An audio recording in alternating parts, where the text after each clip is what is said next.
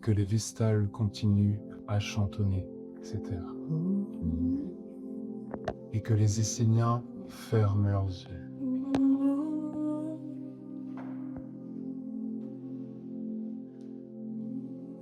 Respirez calmement.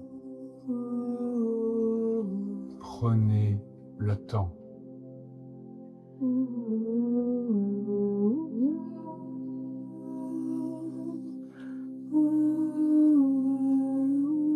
Sentez les battements de votre cœur. Prenez un instant pour ressentir la gratitude que votre cœur vous fait vivre, vous fait goûter l'amour,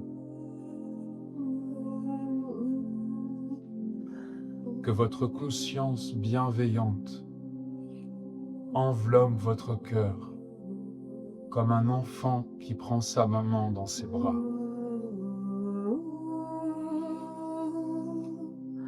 Ressentez la chaleur du cœur. Ressentez l'union de la pensée avec le sentiment pur. La pureté en vous, c'est l'enfant que vous êtes, que vous avez toujours été, qui vous murmure, regarde comme le soleil est beau, qui est la parole de bonté qui parle pour aider un proche. L'enfant, c'est celui qui vous dit « Allez, tu es capable, tu peux passer à autre chose ». L'enfant, c'est celui qui vous montre que tout est beau, derrière n'importe quel événement.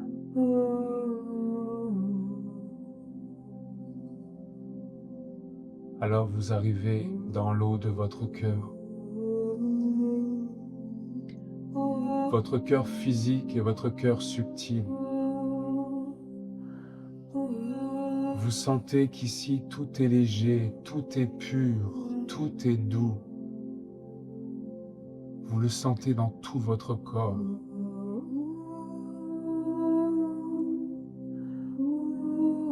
Consciemment,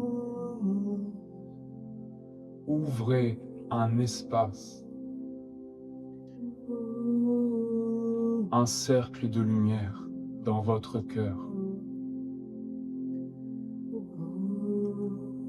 Dans cet espace pur et inviolé, je le consacre à mon âme et à mon ange. Concentrez-vous. Que cet espace soit clair en vous.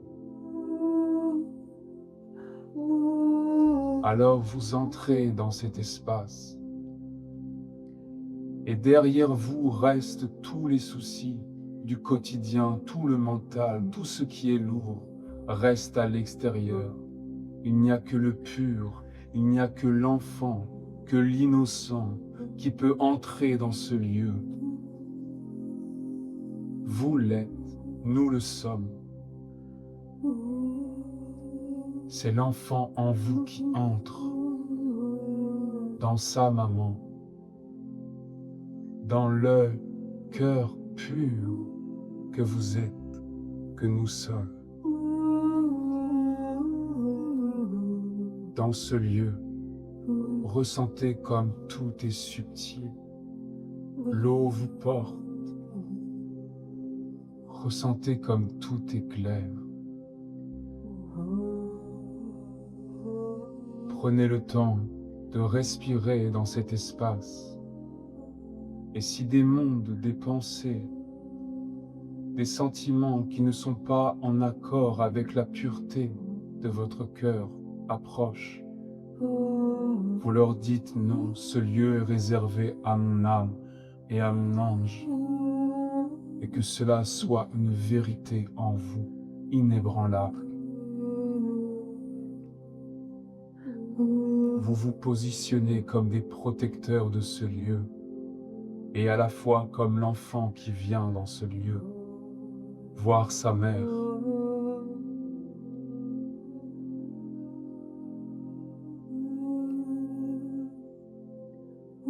Ouvrez-vous, ouvrez-vous à l'eau de votre vertu. Ce lieu, c'est une coupe. Elle est vide, vide de tout jugement, vide de tout conseil. Nommez votre vertu dans votre cœur et écoutez l'eau qui coule.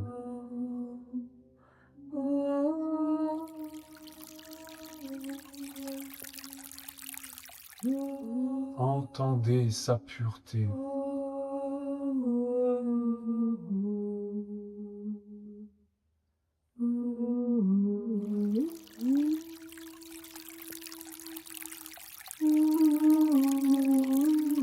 L'eau est un être authentique et c'est par l'authenticité que la vertu peut venir vous toucher. Laissez la vertu couler en vous.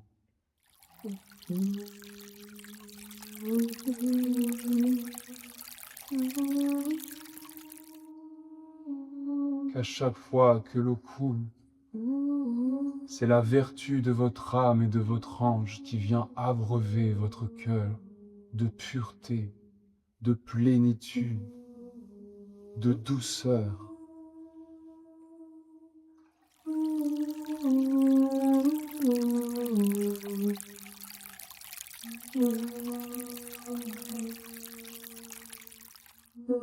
L'eau est vivante à travers votre écoute, mais l'eau subtile à travers votre écoute est vivante dans votre cœur. Elle est une messagère. Appelez votre vertu dans l'eau de votre cœur et laissez-la vous abreuver. Ô toi, ma vertu, par la douceur de l'eau, je t'accueille. Mon cœur est ta maison. Viens abreuver mes sens. Viens abreuver les sentiments, qu'ils soient purs de toi, de nous, de ton enfantement dans mon cœur.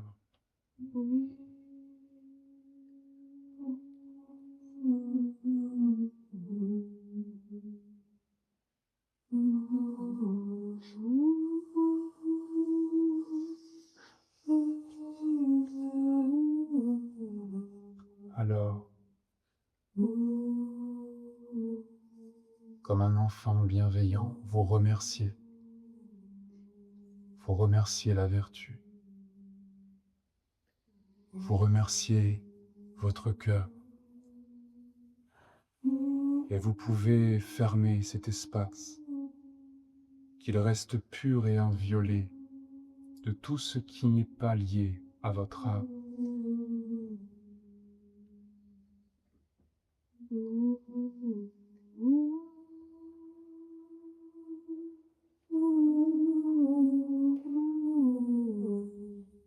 Puis doucement, vous revenez à vous-même. Vous reprenez l'espace dans votre corps et gardez cette subtilité dans votre cœur.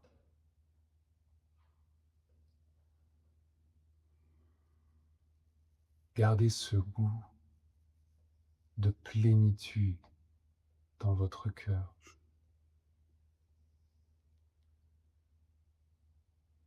Il n'y a pas d'autre enseignement que celui que votre cœur vous donnera. Parce que le cœur, c'est celui qui est lié à l'âme.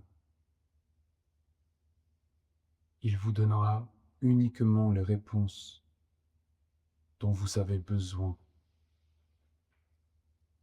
Vous n'avez qu'à demander dans cet espace, protégé et préservé.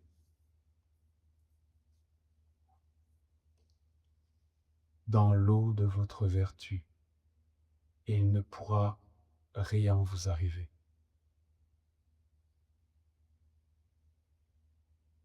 Vous commencez par un tout petit cercle, et vous allez voir qu'au bout d'un moment, ce cercle va devenir une maison, un royaume. Et quand vous reprenez l'eau de votre cœur en main, que la vertu devient une reine en vous, alors vous pouvez traverser toutes les eaux du monde.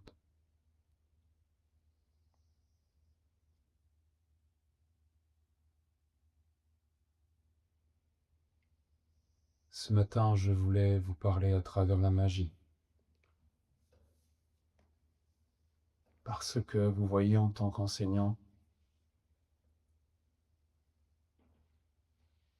je vois bien que parfois, ça ne touche pas le cœur. Et ce qui ne touche pas le cœur, il ne peut ni toucher les mains, ni toucher les pieds. Mon unique but en tant qu'enseignant, c'est que vous deveniez autonome. Celui qui devient autonome, c'est celui qui arrive à ce qu'une information touche son cœur. Si l'information reste là, il n'y a pas d'enfantement. Vous comprenez? Le mental va utiliser ce que un enseignant, un professeur va dire pour confirmer la vie matérielle. Mais elle est déjà confirmée, votre vie matérielle, par rapport à votre quotidien, par rapport à vos projets. Mais ce que vous venez réellement chercher quand vous venez dans la nation essénienne, dans une tradition, dans un enseignement, quand vous venez dans l'Argonne des Archanges, c'est vous éveiller à votre âme. Mais vous ne trouverez pas les réponses à l'extérieur de vous. Entendez bien ce que je vous dis. Vous ne trouverez pas les réponses à l'extérieur de vous. Vous ne trouverez pas les réponses dans un enseignement si vous restez uniquement à essayer de comprendre avec la tête ce qui se passe.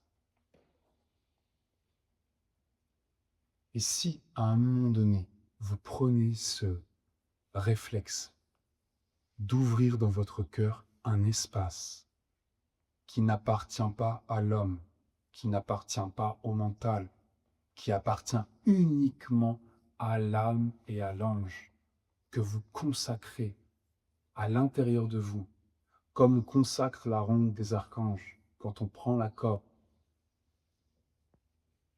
vous allez recevoir la subtilité derrière l'enseignement. Et cette subtilité, c'est l'eau qui coule et qui arrive à traverser les parois rocheuses de vos concepts. Il suffit d'une goutte qui touche votre cœur, une seule goutte qui touche votre cœur, et ça y est, la vie apparaît.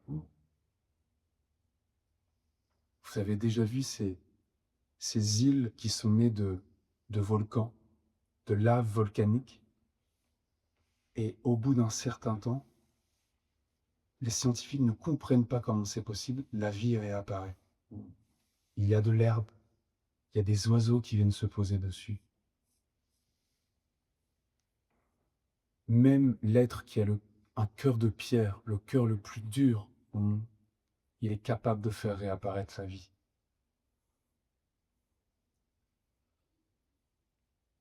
Alors, je viens ce matin vous dire quelque chose de très simple finalement. Ce lieu que vous venez d'ouvrir, c'est pas juste une méditation. C'est un organe Et vous voyez, un organe, c'est relié à un monde supérieur. Nos yeux, nos mains, nos pieds, notre corps est l'expression d'une intelligence supérieure. Mais on l'a oublié, donc on s'est mis au service de la matière. Mais à l'intérieur de nous, nous avons des yeux, du goût, des sens, qui eux-mêmes appartiennent à certains mondes. Pour la plupart d'entre nous, ils sont enchaînés à la matière pour l'instant. Mais si vous êtes capable de dire, voilà, là dans mon cœur, il y a un lieu, et ce lieu, tout ce qui va se passer à l'intérieur appartient à mon âme et à mon ange. Tout ce qui va se passer, mon regard, je vais ouvrir mes yeux dans ce lieu.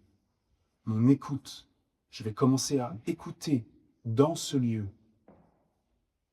Quand je viens par exemple à une conférence, j'ouvre cet espace et je me dis, je ne vais pas écouter avec inconsciemment. Je vais rentrer dans ce lieu et je vais demander à mon âme, écoute à ma place. Là, vous allez commencer à redonner un sens plus profond. C'est ce qu'on appelle la subtilité intérieure. La subtilité, c'est dans le cœur qu'elle apparaît. Mais bien souvent, je le vois, je fais des ateliers et je comprends que le cœur, c'est tout et rien à la fois. On peut dire, oui, le cœur, c'est beau, oui, le cœur, c'est grand, on ressent des sentiments, mais finalement, c'est très passager. Un sentiment, c'est très passager. Et nous, ce qu'on recherche, véritablement, c'est vivre la plénitude, le bonheur constant. Mais la constance dans le cœur, c'est pas simple. C'est pourquoi Gabriel nous enseigne qu'un cœur, ça doit être comme l'eau d'un lac, calme, mais calme. Si le calme n'est pas là, l'information de l'âme ne peut pas venir. C'est l'eau calme du cœur qui fait apparaître le reflet de l'âme, qui fait apparaître l'information qui doit toucher un de nos sens. Parce que l'âme utilise nos sens pour nous parler. Les yeux, l'odorat pour la mémoire, l'écoute, le goût, pour nous rappeler ce qui est lié à notre individualité, à notre amour profond, à ce qu'on aime faire.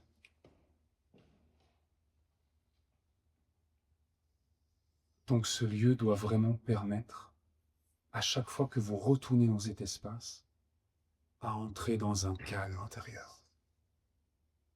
Au début, vous tiendrez quelques minutes. Ensuite, vous tiendrez beaucoup plus longtemps. Vous réussirez à maintenir une certaine qualité d'être, une eau. C'est exactement ce qui vous est demandé quand vous rentrez dans le rituel, dans un rituel, dans une cérémonie, et même dans la ronde des archanges, de maintenir une qualité d'être. Quand vous rentrez dans la nation essénienne, vous rentrez et vous avez un engagement pour tout le monde. Celui de porter un ange dans sa vie. Un ange, pour un Essénien, c'est une vertu.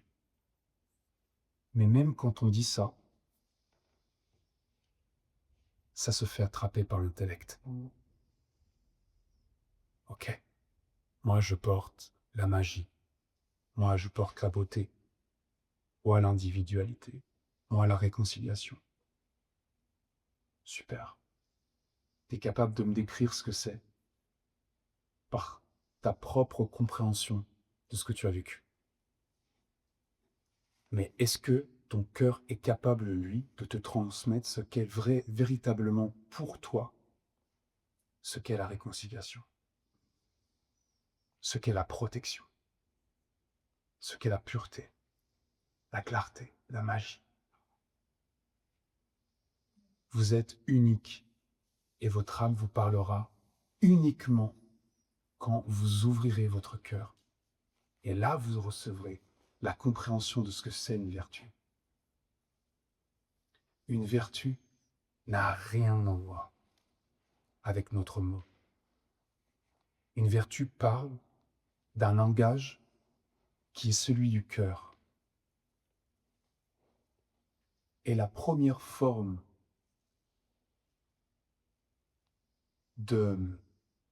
d'ouverture, d'accueil qu'on pourrait donner à une vertu, c'est la qualité de notre eau. La première chose que vous devez faire si vous voulez véritablement goûter et recevoir une vertu, qu'elle traverse votre intellect et qu'elle touche directement votre cœur dans cet espace, pour que vous puissiez ressentir toute sa grandeur et sa splendeur, c'est d'être calme.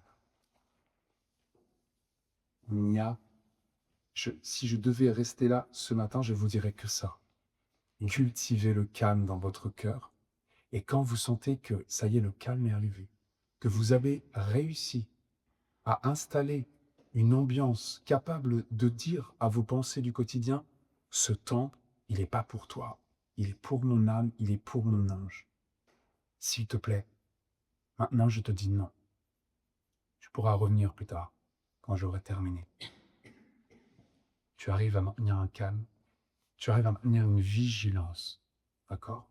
Le calme dans le cœur, la vigilance dans la pensée.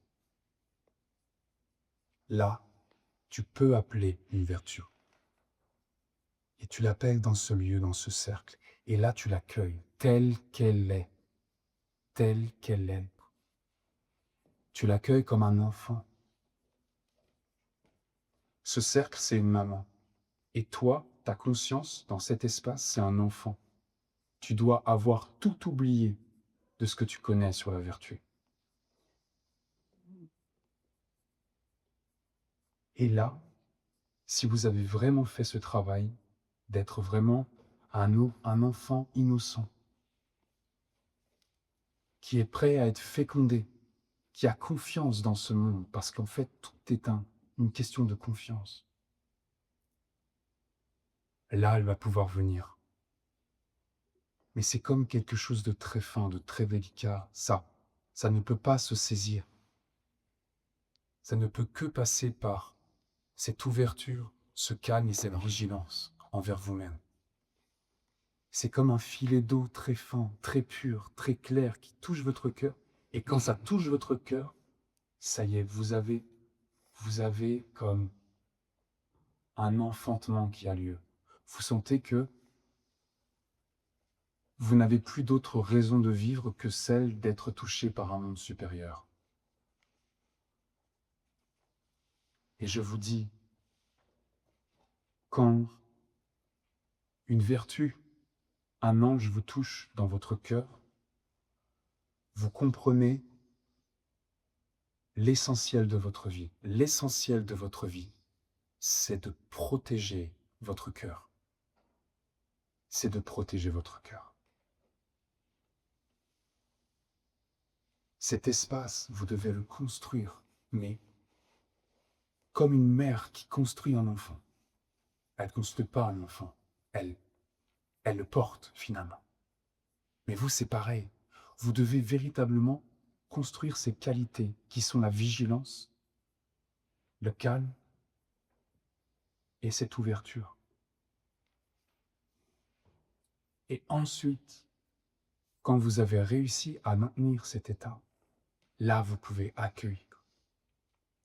Et quand vous êtes touché par la vertu, je vous dis, la qualité de votre eau dans votre journée est impactée par une intelligence supérieure.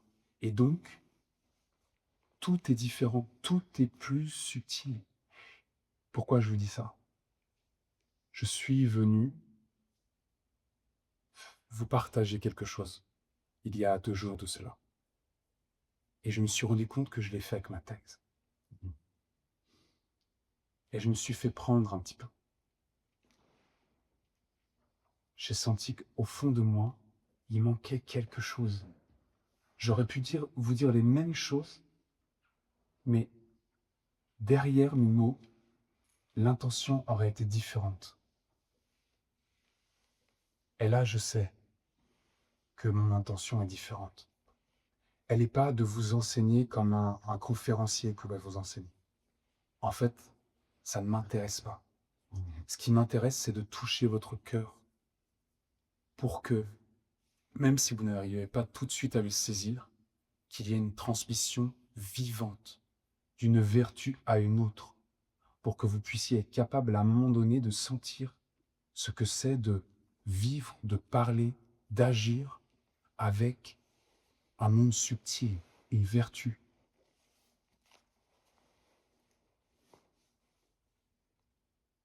Dans ce cercle, on ouvre les yeux. Vous ouvrez les yeux dans une eau qui n'est pas l'eau de votre quotidien. Et dans cette eau, vous pouvez voir le monde différemment. Il est vrai, je vous ai enseigné plusieurs étapes pour vous défaire de nœuds du passé. Mais il y a des choses que vous pouvez faire comme devenir une habitude intérieure pour vous défaire de nœuds du présent. Très simplement. Il y avait la question de quand j'ai un conflit, une tension avec quelqu'un, quand je sens que le jugement arrive, ou quand je sens que l'idolâtrie arrive sur quelqu'un, parce qu'on se fait enfermer par les deux mondes. Soit on se sent au-dessus des autres alors on juge, soit on voit un être qui a traversé toute une vie et on le respecte tellement qu'on finit par en faire une statue. Et finalement, qu'est-ce qui se passe avec ce genre d'être? Quand il n'est plus à notre image parce qu'il a fait quelque chose qui nous a déçus alors qu'il était là, comme nos parents finalement, et ben c'est tout un monde qui s'effondre en nous. Mais cet être-là, il n'est pas meilleur que vous. Cet être-là, il a juste sa destinée. Comment faire pour que l'eau coule de la manière la plus juste, la plus claire possible dans toutes vos relations, pour ne pas vous sentir supérieur ou inférieur à un être? Vous regardez l'être avec les yeux de la vertu et vous voyez en lui une vertu, une qualité. Parce que c'est cette qualité que vous devez voir à travers la personnalité. Celui qui est capable de voir la vertu dans l'autre, il est capable de voir sa vertu en lui. L'autre, c'est un reflet. Vous la connaissez, celle-ci. Et vous voyez, des fois, on peut être en colère contre quelqu'un qui nous dit quelque chose et tout de suite, ça nous touche. Essayez de regarder cette personne qui vous a mis en colère en vous disant, mais cette personne, elle est forte, quoi. Cette personne, finalement, ce qu'elle voulait, quand elle me dit ça, c'est qu'elle voulait protéger l'autre.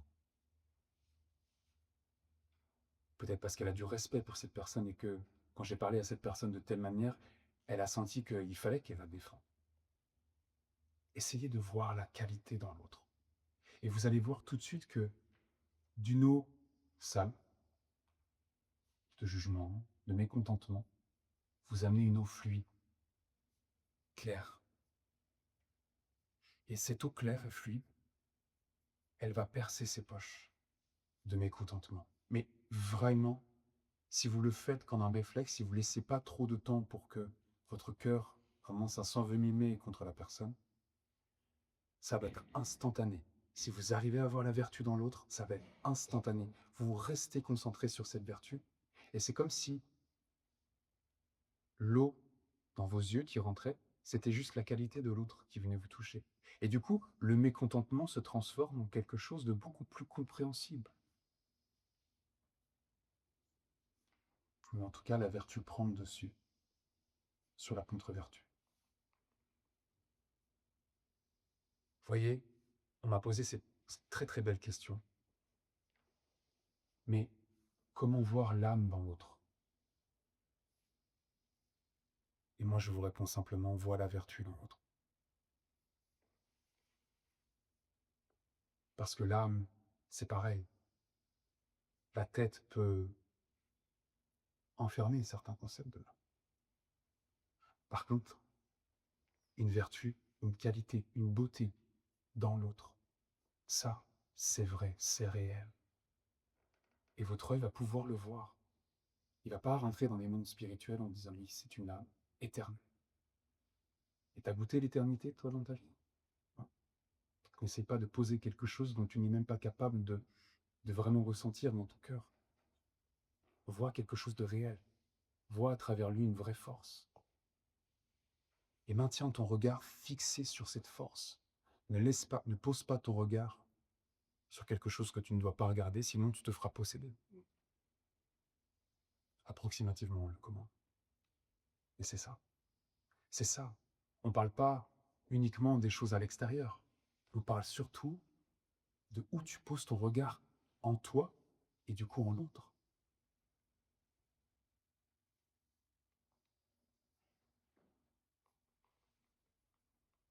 L'œil, l'œil de Gabriel, d'ailleurs, je crois que c'est le psaume de ce matin. L'œil de l'âme, il s'ouvre dans le cœur. D'accord? C'est dans le cœur que les sens s'éveillent. C'est dans le cœur que les sens peuvent retrouver leur intelligence primordiale. Et tout cela dépend de la qualité d'eau que vous avez dans votre cœur. Cette qualité d'eau, elle est tenue par votre ouverture à accueillir une vertu, votre vertu, celle que vous vivez dans votre vie, celle qui a un fondement dans votre vie. Si vous arrivez à ouvrir cet espace, à poser ces vertus dans cette eau, dans cet espace, et à ouvrir vos yeux dans cet espace, la subtilité va revenir. Et vous allez commencer à voir le monde avec une vision magique. Qu'est-ce qu'une vision magique du monde? Quand je regarde une fleur, je ne vois pas qu'une fleur, qu'une plante. Je vois toute une intelligence de croissance, d'expansion, qui cherche la lumière. Et je la vois en moi. Et elle me touche par sa grâce. Et je vois des vertus dans les plantes. Et je suis capable de voir des qualités dans la plante. Parce que chaque plante est différente. Comme chaque être est différent. Et ce qui fait qu'elle est vivante et qu'elle est belle, c'est qu'elle appartient, il y a une partie d'elle qui appartient au monde supérieur. La partie physique et matérielle, c'est ce qui appartient à la terre et qui retournera à la terre. Mais si elle est capable de grandir, de s'expandre, de danser en s'élevant, c'est qu'elle est vivante de l'intérieur. L'eau, je vois la clarté, la transparence de l'eau, la stabilité d'une pierre. Mais c'est pas juste je le conceptualise, c'est ça la différence. C'est que je le goûte à l'intérieur de mon cœur. Goûter la stabilité d'une pierre, c'est complètement différent de dire une pierre, oui, c'est stable. C'est complètement différent. Dans cet espace, posé dans cette qualité de vertu, vous allez être capable d'accueillir les mondes de la mer. Une fois que vous avez retrouvé le calme, une fois que la vertu est devenue l'atmosphère de ce lieu, vous ouvrez votre regard sur le monde extérieur et vous vous concentrez sur un élément, une pierre par exemple. Et à un moment donné, voilà, vous laissez entrer l'eau, parce que c'est toujours un langage avec l'eau, de la pierre dans votre cœur. Mais vous ne laissez pas votre mental saisir. Ça doit couler. Il ne doit y avoir aucun moment où il y a comme, c'est ça, une envie de contrôler. Et là, vous allez voir que les éléments, qui sont comme des enfants de la nature, des petits êtres dans la nature, vont revenir vers vous et vont toucher votre cœur. Quand un élément touche votre cœur, vous sentez la vitalité renaître, la vie apparaître en vous. Quand un élément vient dans votre cœur, vous sentez c'est la fête, ça célèbre, c'est la joie, ça danse. Comme des petits enfants qui font les Indiens autour du feu. Et ils sont heureux. Ils sont heureux de retrouver un père et une mère qui est capable de les prendre dans leurs bras et de ne plus les enfermer. Ça passe par ce regard, à travers une plante, à travers une pierre, à travers de l'eau. Ça passe par cette volonté d'accueillir ce que je ne sais pas, mais qui est. En faisant ça avec les mondes de la mer, vous allez faire le même travail avec vous-même. et vous allez recevoir des réponses. Pourquoi? Parce que vous serez mis en mouvement de l'intérieur, et c'est ce que dit Gabriel à un moment donné dans sa phrase. Il nous parle de cela, et il nous dit « Cela ne se fera pas par un simple mouvement du corps, si ce mouvement n'est pas accompagné du mouvement intérieur de la vie. » Ce que je vous enseigne ici, c'est de mettre en mouvement la vie, d'abord en commençant par le cœur, par un sentiment. C'est le sentiment qui fait que la pensée et la volonté se rééquilibrent. C'est le cœur qui est au centre. C'est le cœur qui équilibre les deux mondes. Le mouvement doit venir de l'intérieur. Une fois que le mouvement vient de l'intérieur et qui va vers l'extérieur, il va y avoir un échange d'une eau de l'intérieur vers l'extérieur. Et là, si vous êtes prêt à recevoir d'une eau de l'extérieur vers l'intérieur, et là, vous pouvez être fécondé par les mondes de la mer, par les éléments de la mer. Qu'est-ce que tout homme et toute femme veut dans sa vie? Il veut répondre à 3 questions, qu'il en soit conscient ou pas. Qui suis-je? Qu'est-ce que je fais sur Terre? Et qu'est-ce que je veux? Le qui suis-je, c'est ton nom, le nom de ton âme. Qu'est-ce que je fais sur Terre, c'est ta mission. Pourquoi tu viens sur Terre? Et qu'est-ce que je veux? On pourrait croire que qu'est-ce que je veux, c'est comme la même question que la mission, mais finalement, qu'est-ce que tu veux? Tu veux laisser une mémoire. Et cette mémoire, c'est une vertu. De ton passage sur Terre, tu veux qu'on puisse dire de toi que tu as été tel être, que tu as incarné tel monde. Pourquoi? Parce que tout homme et toute femme sur Terre est un représentant d'un monde divin et supérieur.